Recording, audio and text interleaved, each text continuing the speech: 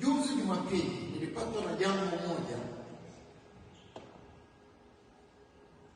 ambalo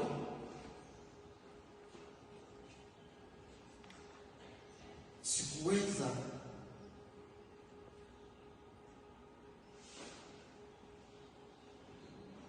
kubadilisha kwa njia yoyote ile.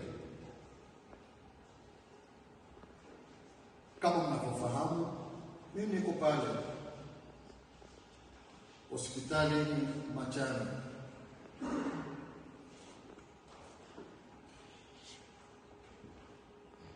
na niliwaeleza jinsi nilivyokuja hapa juzi.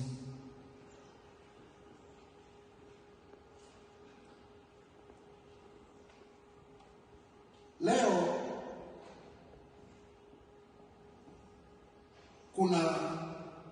kuna wenzetu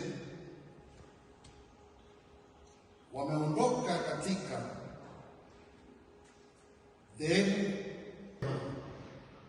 na jinsi anavyoniheshimu yule jamaa, na mimi ni mchungaji wake. Nikataka nikamwambia unaonaje bwana? Nikamvuta mke wake nikashaona. Yaani nilitaka nimwambie, wewe utajisikiaje mimi nimetoka, nimemnyanyasa mkeo, utajisikiaje? Akaniambia hapana, utasikia vibaya sana. Sasa nilitaka mimi nieleweshe watu kwamba mke wa mtu au mume wa mtu ana thamani kubwa sana. Haleluya, haleluya. Kwa hiyo Yesu alisema mimi ni mume wa wajane. Haleluya. Kwa hiyo thamani ya mjane ni kubwa sana. Thamani ya mjane ni kubwa sana. Wajibu walionao wao ni kuombea ambao bado wako katika ndoa. Haleluya. Yako mambo mengi, lakini hilo ndilo moja kati ya hayo mengi, kuwaombea wenye ndoa na wanao tarajia kuingia kwenye ndoa. Wajibu wao ni huu. Kuna wajibu mbalimbali, lakini huo ni wajibu mmoja wao. Kwa hiyo kwa leo tutazungumza juu ya ndoa, ya wanandoa, na kwa kuwa sasa tuko kanisani, tunazungumza ndoa ya Kikristo. Ndoa ya Kikristo na ndoa nyingine, ndoa labda za kimila, kuna ndoa labda zile za kiserikali, kuna ndoa na kadhalika, lakini tunazungumza habari ya ndoa ya Kikristo. Muasisi wa ndoa ya Kikristo ni Mungu mwenyewe. Ni Mungu mwenyewe. Alisema haifai, haiwezekani huyu mtu awe peke yake, nitamfanyia msaidizi.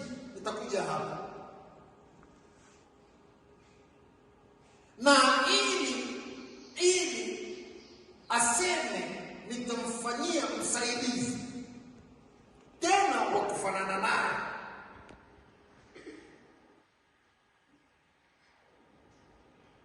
ni hivi: tunafunga ndoa kama ulivyofunga ndoa. Tunafungisha ndoa kama ulivyofungishwa wewe ndoa.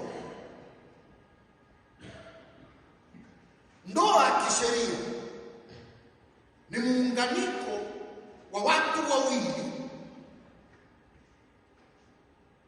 wenye jinsia tofauti. Wengine wanaweza kusema jinsi tofauti, lakini wenye jinsia tofauti. Mwanamume ukaenda kwa daktari wako aliyetuliza na kweshu huko uelewe.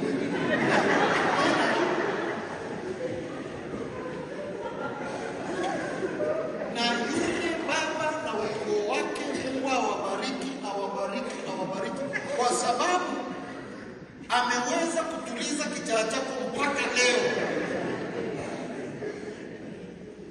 Mpaka leo wala hujasumbua wale wa nyumbani.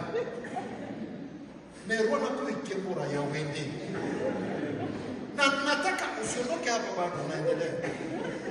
Nataka uelewe ninachomwambia huyu ndicho kitu ambacho unastahili kukielewa.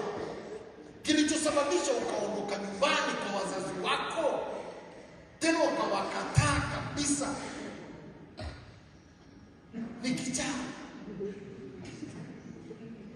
Ulikuwa hivi jamani, hata kama uliolewa kwa staili ile uliolewa, watu walikuja nyumbani, wakakuuliza, manka ni mke wangu, au Maswai ni mke wangu. Manka mkwe, mama mandogo.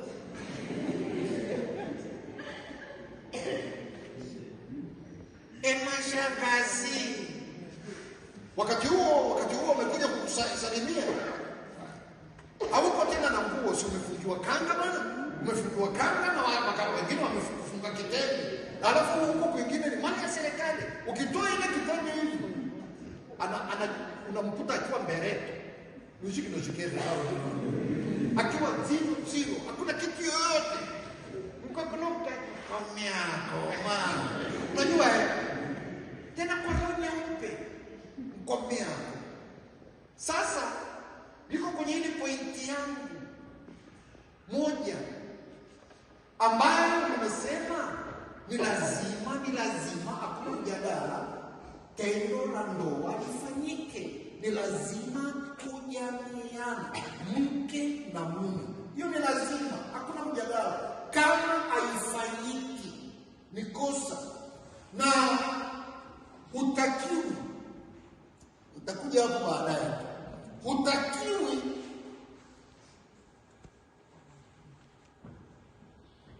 kutengeneza kalenda. Kutengeneza kalenda, sijui kalenda mtafafanua. Sio useme kwamba ishonshile kuninga. Unashinika. Siapia. Ishonshile kuninga. Wewe usile ya nenda. Toki. Kama afya inaruhusu, nenda. Dundika, alafu utakwambia nenda. Lakini uende inavyotakiwa. Sio kwamba wewe, nataka nikwambie wewe. Maana yake jamani, kuna ukatili. Mimi sijui bwana. Kuna ukatili unafanyika kwa sababu wanaume hawasemaji. Hapana.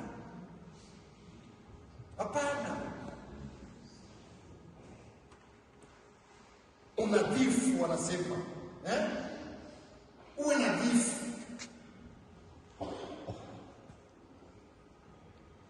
Na uhakikishe hivyo kweli. Uwe nadhifu. Pua za mumeo zile, hata za mkeo zile.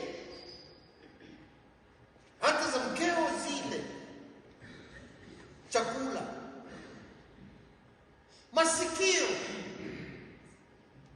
Masikio nayo yale chakula. Unajua, nataka niwaambie, niko upande mmoja kwanza.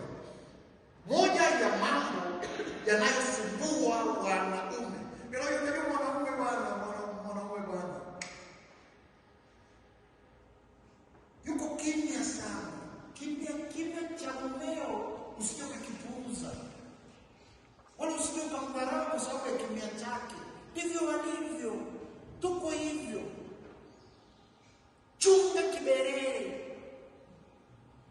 Mama, chunga kiberere. Mume wako kinachomkera kuliko vitu vyote ni kiberere.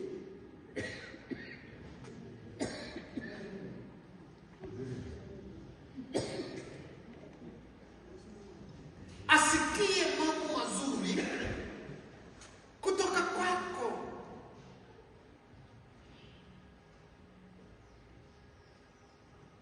Asikie pongezi kutoka kwako.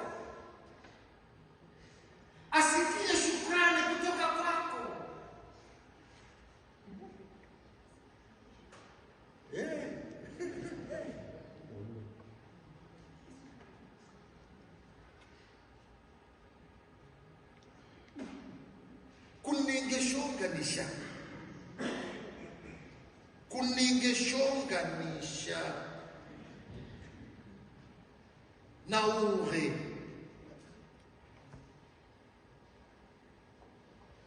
kama kwa nyama bakuri kumbese kwa kwetyenambe kwa fuga robaba yekeshi sharombe yengi bwana kwa ushambuka yengi shinyodombe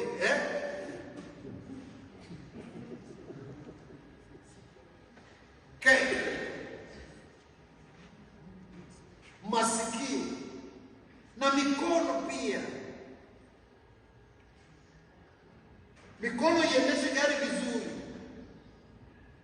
na kadhalika na kadhalika, na miguu ifanye kazi vizuri. Maana miguu ndio inayowezeshaga kiwiliwili. Unaweza kukanyaga kwa miguu ya kushoto, kwa kulia na kadhalika. Siangalii saa kwa sababu tumechelewa, ninaangalia saa ili niingie kwenye haya ya kiroho sawa, macho yale chakula chake. Sasa bwana, ndugu zangu, nataka niwaambie hamu ulionayo wewe mume mwenzangu, wewe mwanaume kama mimi, hamu ulionayo wewe, mke wako anayo hamu hiyo mara 20. Mara 20. Sio swala lile la kusema nitamshika mkono, nitaachia, basi ameshafurahi. Sijui mnaelewa maana ya kushika mkono sio? Yaani sio unakwenda unatoka umemaliza. Hapana. Hapana. Dereva mzuri